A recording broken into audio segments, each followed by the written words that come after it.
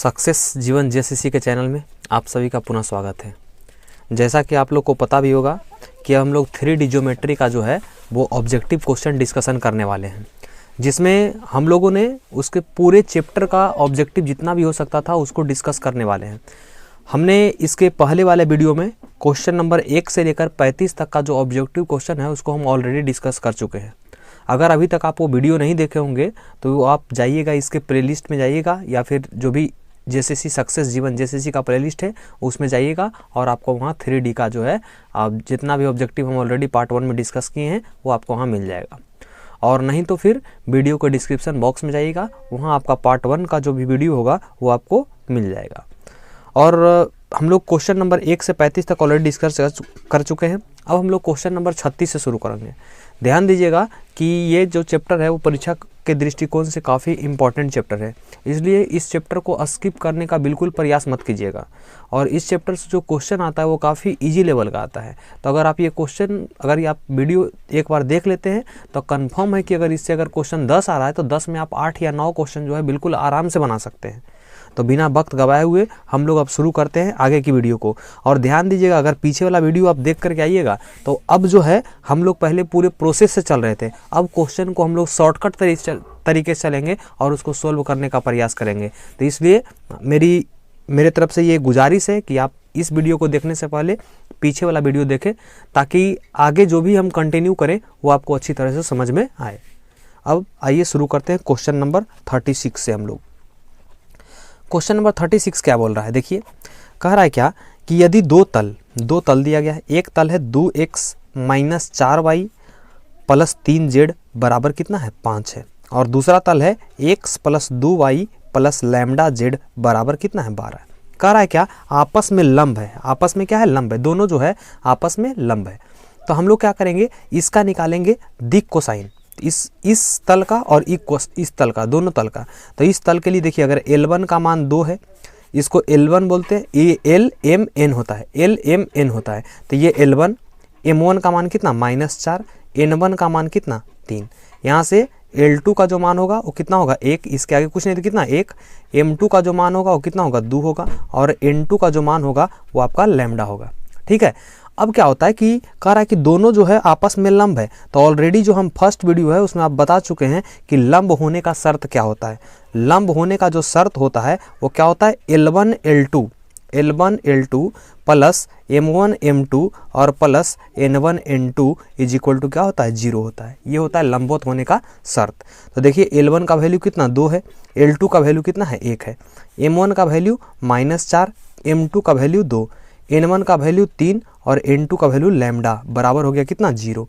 2 × 1 किए 2 हो गया, -4 दूना कितना हो गया 8, और प्लस हो गया कितना 3 लैम्डा बराबर हो गया आपका 0। यहाँ से कर दिए 3 लैम्डा बराबर, देखिए 2 में से -8 गया तो कितना हो गया -6, उधर गया तो क्या हो गया +6। यहाँ से आ गया लैम्डा बराबर कितना आ गया 6/3, यानी 3 दूना 6, यानी लैम्डा का जो वैल्यू हो गया वो आपका क्या हो गया 2 हो गया। इसका ऑप्शन नंबर कौन सा होगा बी, 36 का जो है वो ऑप्शन नंबर बी हो गया। अब चलते हैं 37 नंबर क्वेश्चन में। कह रहा है क्या, x - 2/a एक रेखा है, y - 3/b और क्या है z - 4 बटा क्या है c है। और इस रेखा के समांतर जो है एक और रेखा है x/4 = y/2 = z/3।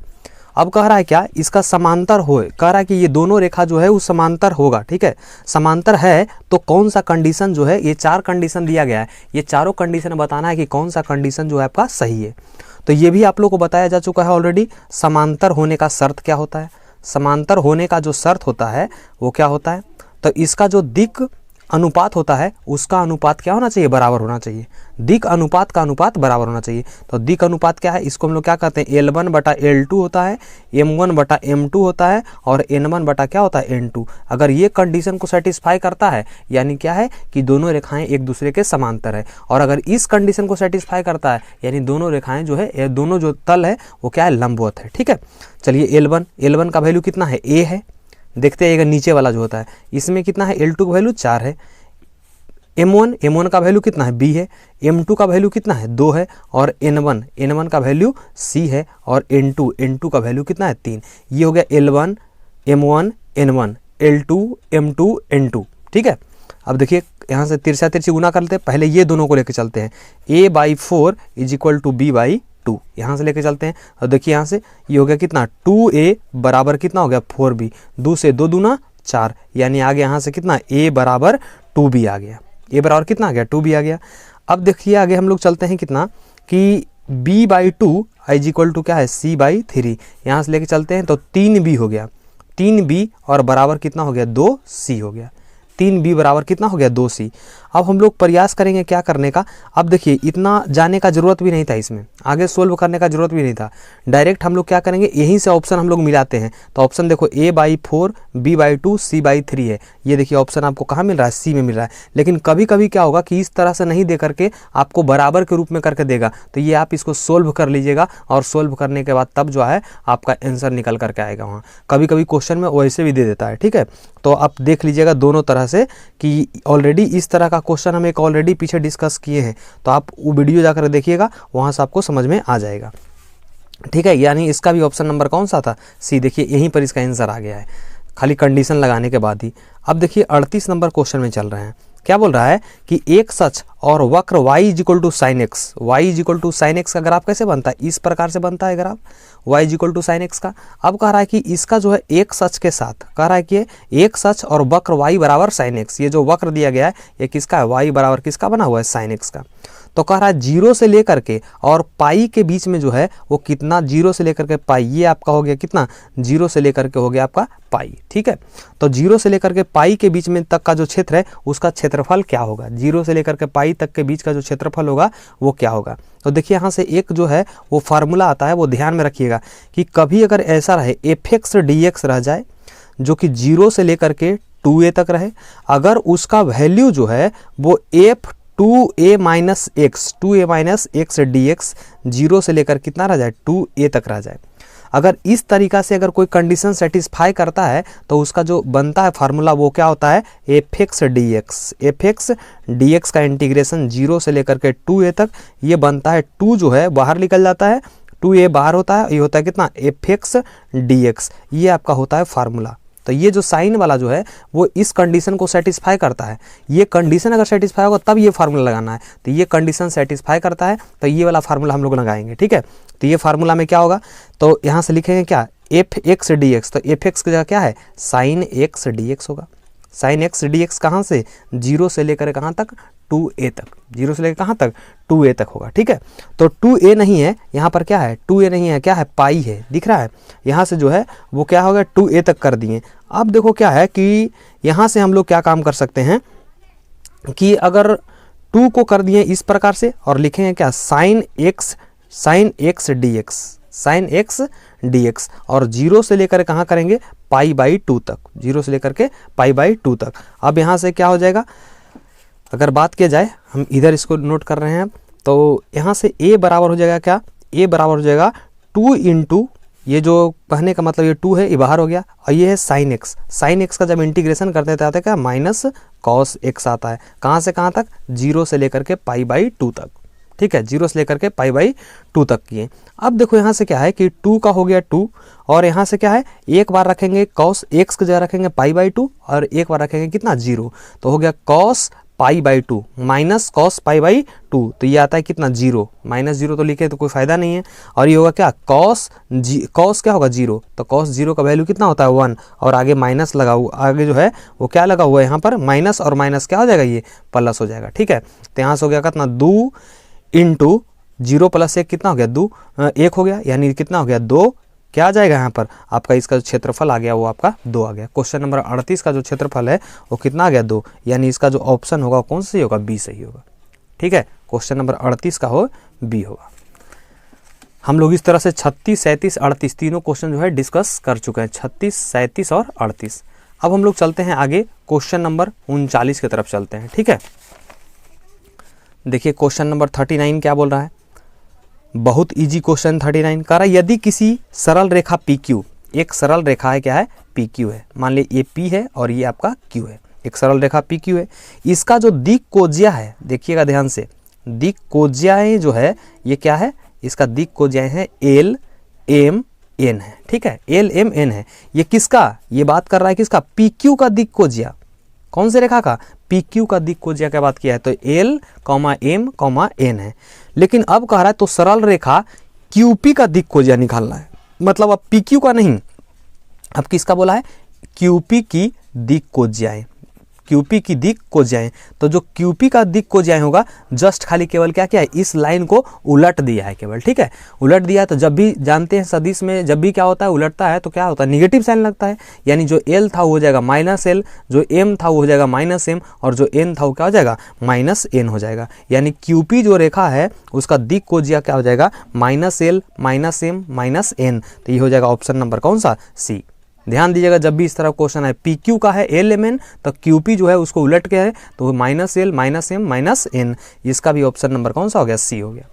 अब आगे चलते हैं हम लोग क्वेश्चन नंबर 40 की तरफ चलते हैं। क्वेश्चन नंबर 40 देखिए क्या बोल रहा है, ठीक है।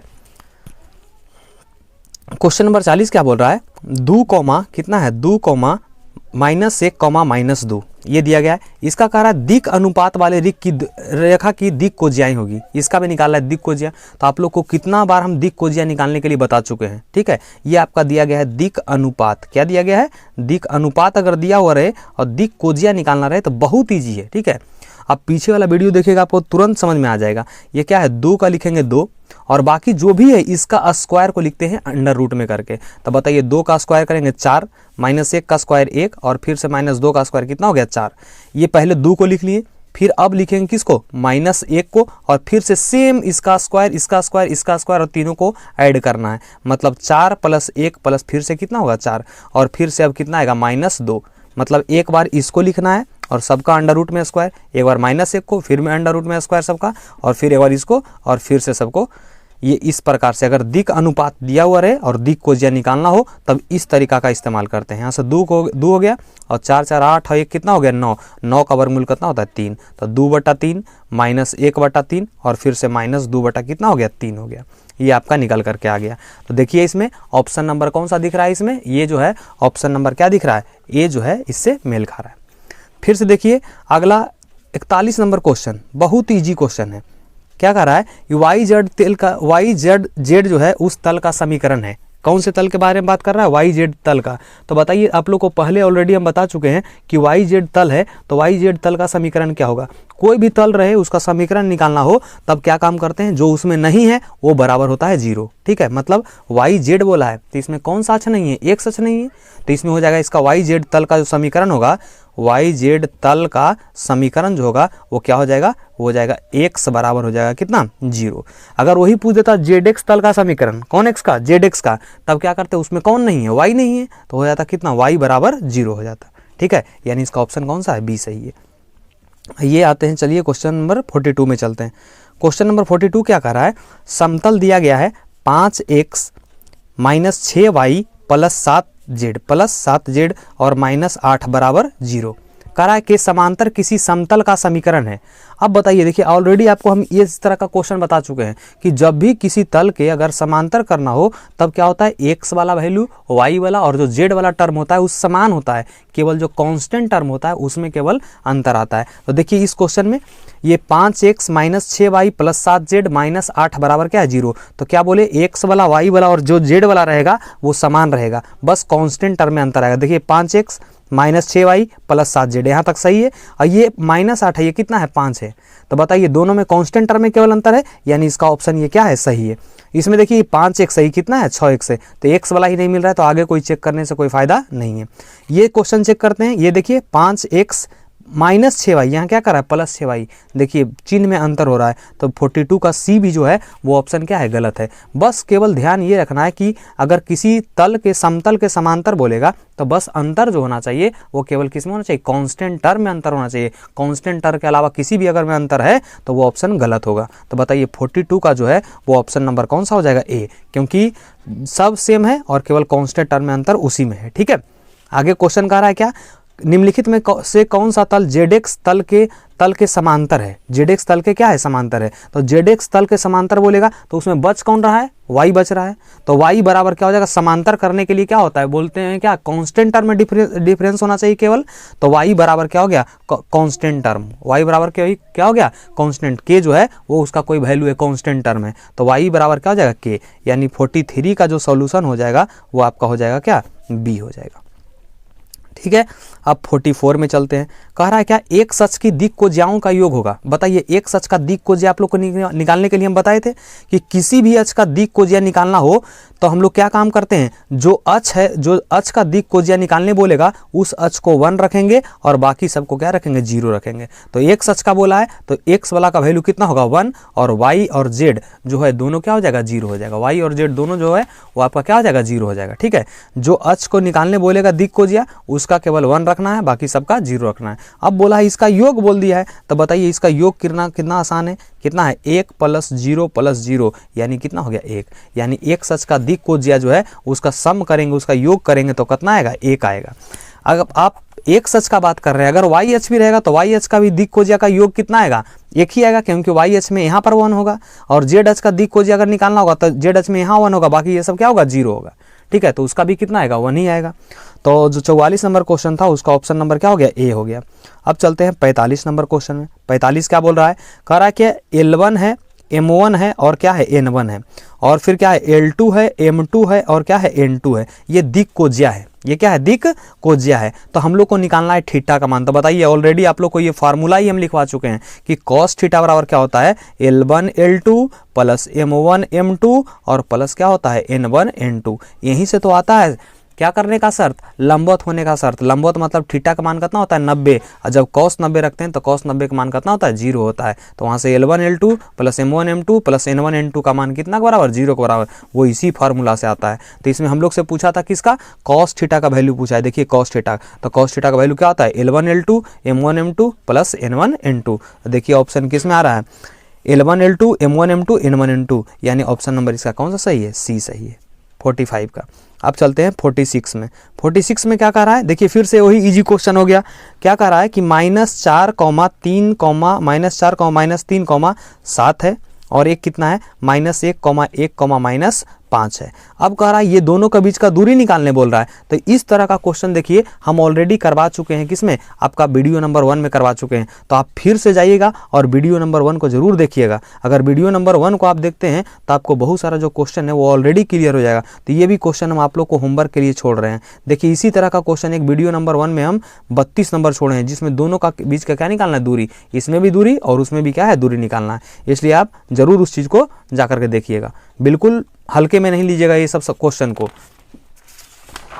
अब आते हैं हम लोग क्वेश्चन नंबर आते हैं 47 में। ठीक है, देखिए क्वेश्चन नंबर 47 क्या बोल रहा है? क्वेश्चन नंबर 47 जो है वो कह रहा है क्या?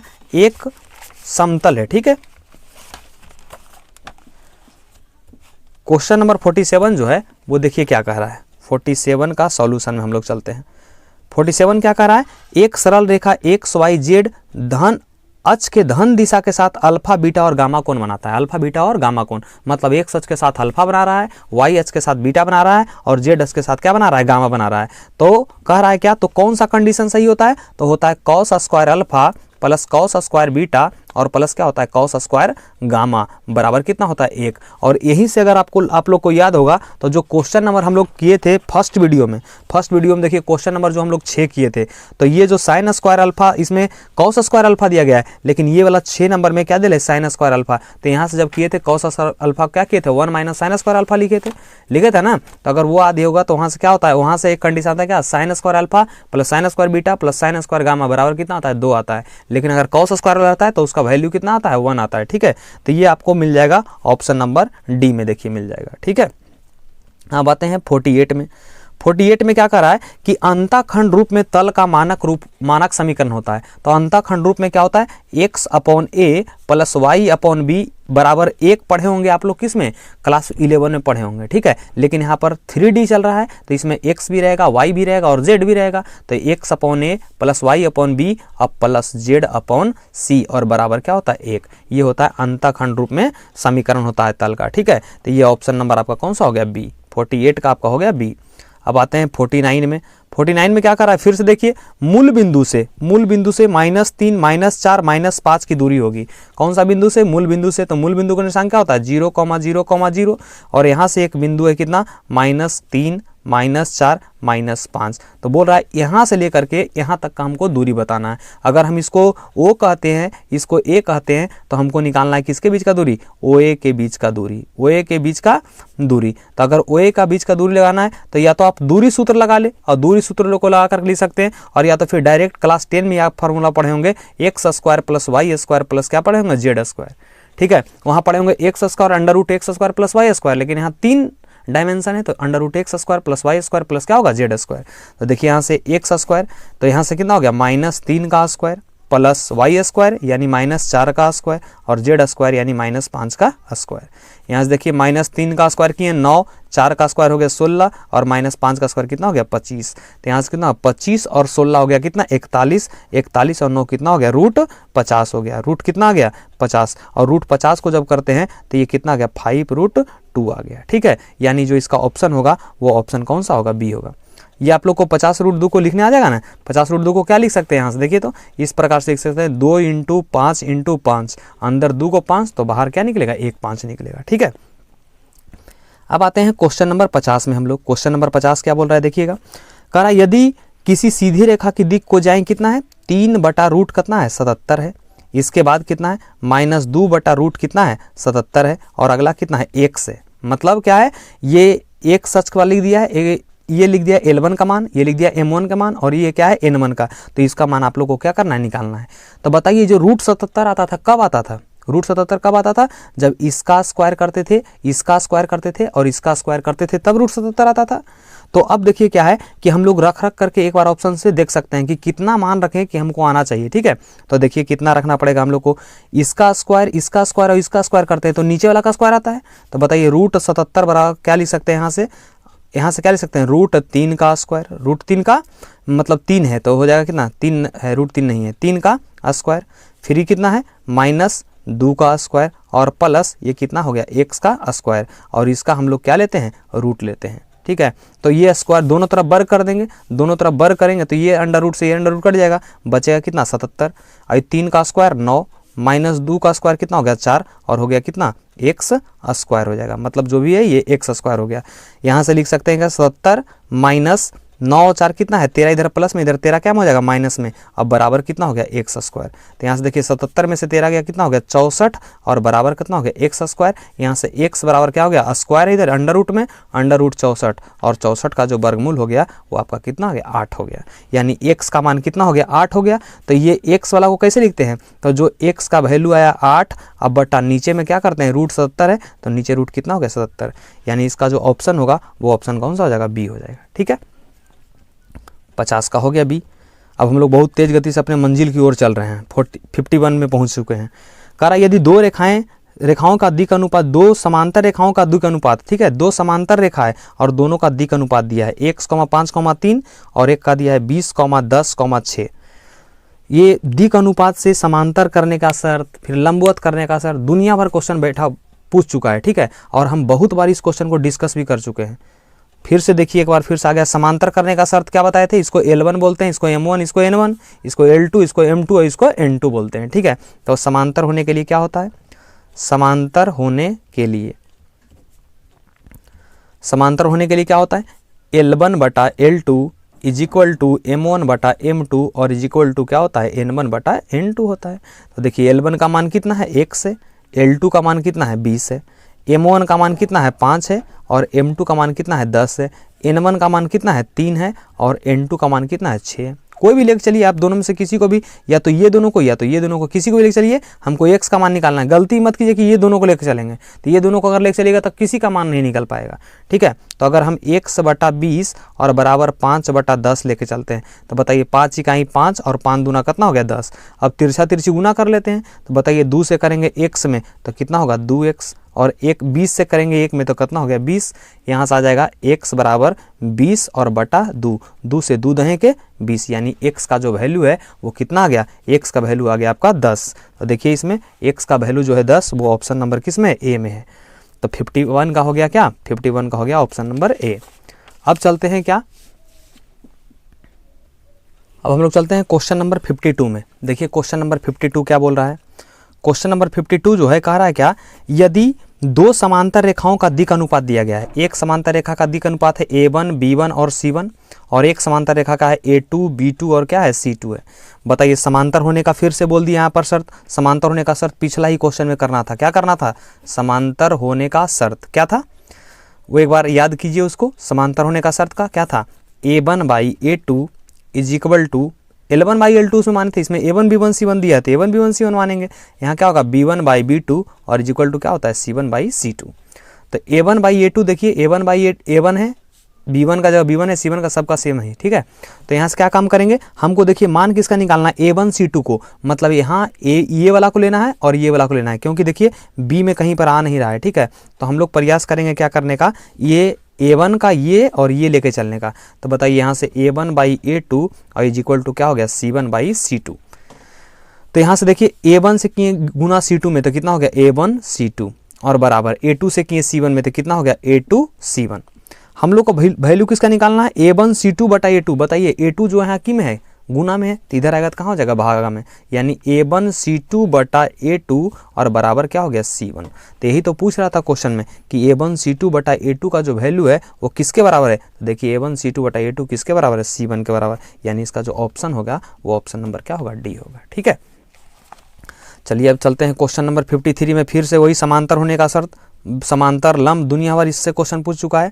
कह रहा दो परस्पर लंब रेखाओं का दिक् अनुपात दिया गया। अब इस बार बोला है लंब रेखा बोला है, एक का दिया गया दिक् अनुपात 2,3,5 और एक का दिया गया x, y, 4 है, ठीक है। तो हम लोग से पूछा है 2x + 3y का मान कितना होगा। तो बताइए पहले लंब जैसे ही बोले आप लंबवत होने का शर्त आँख मूंद कर लगा दीजिए, ठीक है।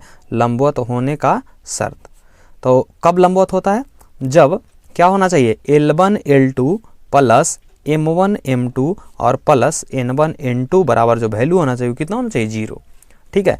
L1 का वैल्यू कितना 2, L2 का वैल्यू कितना x, M1 का वैल्यू 3, M2 का वैल्यू y, N1 का वैल्यू 5 और N2 का वैल्यू 4 बराबर कितना 0। यहाँ से बताइए 2 में x से किए कितना हो गया 2x, 3 में किए y से कितना हो गया 3y, और 5 के बीच इधर प्लस में उधर गया तो क्या हो गया माइनस में। तो जस्ट जो क्वेश्चन पूछा था 2x + 3y, तो देखिए 2x + 3y का मान कितना है -20, यानी इसका जो ऑप्शन होगा वो ऑप्शन नंबर बी होगा, ठीक है। अब आते हैं 54 क्वेश्चन नंबर में। कह रहा है क्या, x + 2y - 3z + 15 बराबर 0 के अभिलंब के दिक् अनुपात हैं। देखो जब भी कोई इस रूप में रहे ax + by + cz और +d बराबर क्या रह जाए 0, तो इसका जो दिक् अनुपात होता है वो होता है ये और ये, मतलब x का गुणांक, y का गुणांक और z का गुणांक। तो बताइए इसका दिक् अनुपात बोला है, तो दिक् अनुपात में आप देख लीजिए कितना है, x के आगे जो है वो आपका कितना है, कुछ नहीं तो 1 है, y के आगे कितना है 2 है, और z के आगे कितना है -3। तो हो गया कितना 1, 2, -3। ऑप्शन मिला ये दिक् अनुपात के लिए 1, 2, -3, वो आपको ऑप्शन नंबर किस में दिख रहा है, सी में दिख रहा है। आइए 55 में चलते हैं हम लोग। कह रहा है क्या कि x + 1/3 y - 2/3 और कह रहा है z - 5 और y कितना कह रहा है 6। इसका बोला आपको दिक् अनुपात, तो दिक् अनुपात ये जो नीचे वाला होता है इसी को तो दिक् अनुपात बोलते हैं। तो बताइए कितना इजी क्वेश्चन है यार। तो दिक् अनुपात, तो दिक् अनुपात जो आपका हो जाएगा वो कितना हो जाएगा 3, 3 और कितना 6। देखिए इसमें 3 और कितना है 6, तो 3, 3 और 6, जो कि आपको ऑप्शन नंबर कहाँ दिखेगा, ऑप्शन नंबर सी में दिख रहा है, ठीक है। अब चलते हैं क्वेश्चन नंबर 56 में। 56 क्या बोल रहा है, सरल रेखा बोल रहा है क्या, x - 100 और बटा कितना है 101, y - 99 बटा कितना है 102 और z - 98 बटा कितना है 103 है। तो निम्नांकित में से किस बिंदु से गुजरती है। कह रहा है ये जो है वो किस बिंदु से गुजर रहा है। तो क्या होता है फार्मूला, किस बिंदु से गुजरता है, जो बिंदु को सेटिस्फाई करता है, जो बिंदु से क्या करता है सेटिस्फाई करता है। मतलब हम फार्मूला पढ़े हैं x - x1 बटा a1, y - y1 बटा b1 और फिर z - z1 बटा क्या पढ़े हैं c1 पढ़े हैं। तो ये 100 जो है ये सब किस बिंदु को सेटिस्फाई करेगा? तो बताइए, ये 100 है तो x का मान कितना होना चाहिए? 100 होना चाहिए। ये 99 है तो y का मान कितना होना चाहिए? 99। ये 98 है तो z का मान कितना होना चाहिए? 98। अगर इस तरीका से है तो ये पूरा रेखा को क्या करेगा? सेटिस्फाई करेगा। यानी x का जो वैल्यू होना चाहिए वो 100 होना चाहिए, y का मान कितना होना चाहिए? 99, और z जो है वो आपका 98। इस बिंदु को वो क्या करेगा? सेटिस्फाई करेगा। ठीक है, क्योंकि उस बिंदु पर उस रेखा के समीकरण में रखने पर क्या होना चाहिए? उसका वैल्यू 0 होना चाहिए, तब तो वो सेटिस्फाई करके आएगा। ठीक है, तो ये आपका ऑप्शन नंबर कहाँ दिख रहा है? सी में दिख रहा है। यानी 56 का जो है वो क्वेश्चन नंबर क्या हो गया? सी हो गया, ऑप्शन नंबर सी हो गया। अब चलते हैं 57 नंबर में क्या बोल रहा है? 57 का क्या बोल रहा है कि तल दिया गया है 3x - 4y और +6z बराबर कितना? 11। इसका हम लोग को बताना है मूल बिंदु से दूरी। बताइए, मूल बिंदु का निर्देशांक कितना होता है? मूल बिंदु का जो निर्देशांक होता है वो 0,0,0 होता है, और ये काम करता है x1 का, ये काम करता है किसका? y1 का, और ये काम करता है z1 का। इस तरह का पहला वाला जो वीडियो है उसमें बहुत सारा हम क्वेश्चन इस तरह का बता चुके हैं। ठीक है, अगर आप इसके बीच में दूरी निकालना है तो दूरी निकालने का फॉर्मूला क्या होता है? mod ax1 + by1 + cz1 और +d, और y क्या होता है? √a² + b² और +c²। इसका क्या लेते हैं? मॉड लेते हैं। बताइए, a का वैल्यू कितना? ये a, ये b और ये c, और ये क्या है? d है। तो a का वैल्यू कितना हो गया? 3 हो गया, इंटू x1 का वैल्यू 0, b का वैल्यू कितना? -4 इंटू y1 का वैल्यू कितना? 0, और c का वैल्यू कितना है? 6, और z1 का वैल्यू कितना है? 0, और प्लस होता है d का वैल्यू कितना है? 11 है, और बटा में क्या हो जाएगा? √a² + b² + c²। तो a का वैल्यू 3 तो 3 का स्क्वायर, b का वैल्यू -4 तो -4 का स्क्वायर, और c का वैल्यू 6 तो 6 का क्या हो गया? स्क्वायर हो गया।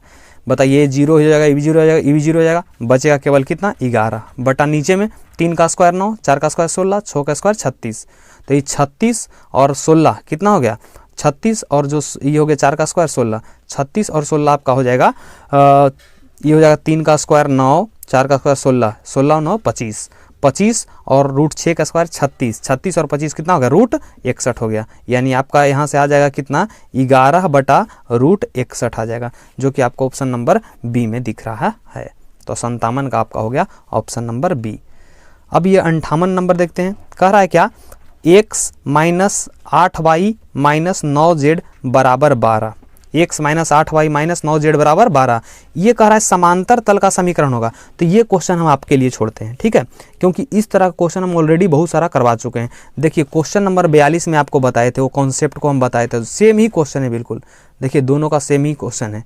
ठीक है, तो आप दोनों जो सेम क्वेश्चन में क्या बताए थे कि x देखिएगा, y देखिएगा और z देखिएगा, तो उसका x, y और z जो होना चाहिए बिल्कुल क्या होना चाहिए? सेम होना चाहिए। उसमें प्लस और माइनस और ना कि कोई अंक में अंतर होना चाहिए। सिर्फ और सिर्फ अंतर आता है तो कहाँ आता है? कांस्टेंट टर्म में अंतर आता है समांतर होने के लिए। तो ये क्वेश्चन का जवाब आप लोग जो है कमेंट बॉक्स में दीजिएगा, आप लोग से बनता है या फिर नहीं बनता है। अगर नहीं बनेगा तो उस क्वेश्चन को हम फिर से क्या काम करेंगे? डिस्कस करेंगे। ठीक है, अब आते हैं क्वेश्चन नंबर 59 में। देखिए, क्वेश्चन नंबर 59 भी ऑलरेडी हम इस तरह का डिस्कस कर चुके हैं। दिया गया 4/√77, इसके बाद 5 कितना है? √77, और ये दे दिया है तथा x/√77। तो अभी इस तरह का क्वेश्चन एक डिस्कस किए थे हम लोग। वो किस में किए थे? देखिए, ये वाला में 50 वाला में क्या बोले थे? √77 आया है तो सबका स्क्वायर का √77 आता है। तो इसमें सबका रूट का स्क्वायर का 77 आना चाहिए। √77 जो आना चाहिए वो सब के अंडर रूट के स्क्वायर का आना चाहिए। मतलब 4 का स्क्वायर का, फिर 5 के स्क्वायर का, और फिर किसका? x के स्क्वायर का। तो यहाँ से करेंगे अंडर रूट दोनों तरफ वर्ग कर देंगे तो रूट से रूट खत्म हो जाएगा, बचेगा इधर 77। इधर 4 का स्क्वायर 16, 5 का स्क्वायर 25, और x स्क्वायर का हो जाएगा आपका x स्क्वायर। ठीक है, तो यहाँ से 25 और 16 कितना हो गया? 41। तो 70 इधर प्लस में 41, इधर क्या आ गया? माइनस में 41, और बराबर हो गया आपका x स्क्वायर। यहाँ से आ जाएगा x स्क्वायर बराबर 77 में से 41 गया कितना हो गया? 36। यहाँ से आपका बताइए x बराबर रूट कितना हो गया? 36, और 36 का जो वर्गमूल होता है वो कितना होता है? 6 होता है। यानी ये कितना हो जाएगा? 6/√77। तो बताइए, यहाँ से x का वैल्यू कितना आ गया? 6 आ गया। तो x का वैल्यू 6 कहाँ दिख रहा है? ऑप्शन नंबर ए में दिख रहा है। अब देखिए, क्वेश्चन नंबर 60 में चलते हैं। 60 क्या बोल रहा है? कह रहा है क्या? 3x + 4y + 5z और बराबर है 13। तो कह रहा है क्या? x अक्ष पर काटा गया अंतःखंड है। कौन अक्ष पे बोला गया है? x अक्ष पर जो है वो अंतःखंड कितना बन रहा है। तो जिस अक्ष पे पूछेगा ध्यान से देखिएगा क्या बोल रहा है, जिस अक्ष पे पूछेगा उसका हम लोग को निकालना है क्या, अंतःखंड निकालना है। तो देखिए एक्स अक्ष पे पूछा है, एक्स अक्ष पर काटा गया अंतःखंड, तो जैसे ही एक्स अक्ष पे पूछेगा तो वाई और जेड वाला को आप लोग 0 रख दीजिएगा। अगर एक्स अक्ष पर पूछेगा तब, अगर जेड अक्ष पर पूछता तो एक्स और वाई को 0 कर देते। अगर वाई अक्ष पर पूछेगा तब क्या करेंगे, वाई अक्ष पर पूछता तो ये क्या करते, एक्स और जेड को 0 कर देते। ठीक है, मतलब जिस अक्ष पर पूछेगा उसको रहने देना है, बाकी जो अक्ष है उसको क्या कर देना है, 0। तो देखिए यहाँ पर क्या है कि एक्स अक्ष पर पूछा गया तो एक्स वाला रहने देंगे, बाकी और वाई जो जेड वाला टर्म है इसको क्या कर देंगे, 0। तो यहाँ से आ जाएगा एक्स बराबर कितना आ जाएगा, 13 और बटा जाएगा कितना, 3 आ जाएगा। ये कॉन्सेप्ट ध्यान रखिएगा, बहुत शॉर्टकट है ये कॉन्सेप्ट, इस तरीका से बहुत जल्दी क्वेश्चन सोल्व हो सकता है। तो इसका ऑप्शन नंबर क्या हो गया, बी हो गया। चलिए आइए क्वेश्चन नंबर 61 में आते हैं। 61 क्या कह रहा है कि A X plus B Y plus C Z और प्लस डी बराबर है 0 है, और एक समांतर दिया गया किसके, x -1 y/2 और कितना है z/3 है। देखिए इस तरह क्वेश्चन है तो बिना कलम चलाए भी सोल्व कर सकते हैं। कैसे, देखिएगा ये a है, इसमें कितना है -1, नीचे वाला देखिएगा ये होता है L1 L2 और क्या होता है L3, और ये आपका दिया गया है। ठीक है, L1 L2 L3 और ये हो गया ये L1 M1 N1 और ये L2 M2 M3। ठीक है, तो यहाँ से दोनों का डॉट प्रोडक्ट होता है 0 के बराबर। तो ये a इंटू कितना है -1, तो बताइए ये कितना बन जाएगा, a इंटू -1 कितना हो जाएगा, -a। ये b है और ये 2 है, तो बताइए 2 में b का करेंगे कितना होगा, 2b, और ये c है और यहाँ 3 है तो कितना हो जाएगा, 3c, और बराबर कितना हो जाएगा, 0। -a + 2b + 3c, कैसे कि समझ में आया, a में -1 से तो -a, b में 2 से तो +2b और c में 3 से तो कितना हो गया, 3c, बराबर हो गया आपका 0, जो कि आपको ऑप्शन नंबर बी में दिख रहा होगा। ठीक है, अब बताइए यदि दो तल है a1x + b1y + c1z, देखिए क्या है 62 नंबर क्वेश्चन कह रहा है क्या, दो तल है, एक तल का समीकरण है a1x + b1y + c1z और +b1 बराबर कितना है, 0, और एक तल है a2x + b2y और +c2z और c2z + d2 बराबर कितना है, 0। तो कह रहा है परस्पर लंब होने के लिए बोल रहा है। तो बताइए परस्पर लंब होने का बहुत बार हम कंडीशन ऑलरेडी बता चुके हैं, x के आगे वाला और इसका x के आगे वाला का गुणनफल a1 a2 + y के आगे वाला तो हो जाएगा क्या, b1 b2 और इसका कितना, c1 c2 जो होना चाहिए वो किसके बराबर होना चाहिए, 0 होना चाहिए। किसके लिए, लंबवत होने के लिए। ठीक है, और आप लोग को लंबवत होने के लिए, समांतर होने के लिए बहुत बार जो है क्वेश्चन में आया हुआ है, और ये आप लोग देख लीजिएगा। ये ऑप्शन नंबर कहाँ मिल रहा है, ऑप्शन नंबर सी में मिल रहा है, यानी 62 जो है उसका ऑप्शन नंबर सी है। इस तरीका से हम लोग क्या किए, जितना भी क्वेश्चन हो सकता था इस चैप्टर में उसको हम लोगों ने क्या किया, उतना ऑब्जेक्टिव को डिस्कशन कंप्लीट कर चुके हैं। अब आपको क्या रहा होमवर्क ये है कि आपका क्वेश्चन नंबर 31, 32, 46, 58 ये 4 क्वेश्चन जो है हम छोड़ दिए हैं। ठीक है, ये चारों क्वेश्चन को आप लोग बनाइएगा और कमेंट बॉक्स में जो है उसका जवाब ज़रूर दीजिएगा। हम सभी के कमेंट को चेक करेंगे, देखेंगे आपका सही जवाब है या फिर गलत जवाब है, और आपके कमेंट को देखते हुए अगर आपके कमेंट गलत रहेगा, अगर आपका आंसर गलत रहेगा तो हम उस क्वेश्चन का फिर से जो है एक सेपरेट वीडियो बना करके और इसमें क्या कर देंगे, डाल देंगे। आप हमारे यूट्यूब चैनल से ऐसे ही बने हुए रहिएगा, आगे और भी बहुत सारा जो है चैप्टर का जो है ऑब्जेक्टिव क्वेश्चन डिस्कशन करके इसमें डाला जाएगा। तो आप हमारे चैनल से बने रहिएगा। अगर वीडियो पसंद आया होगा तो वीडियो को लाइक कीजिएगा, चैनल को सब्सक्राइब कीजिएगा और लोगों के साथ शेयर करते रहिए, और अपने राय को कमेंट बॉक्स में ज़रूर देते रहिए आपको वीडियो कैसा लगा। That's it.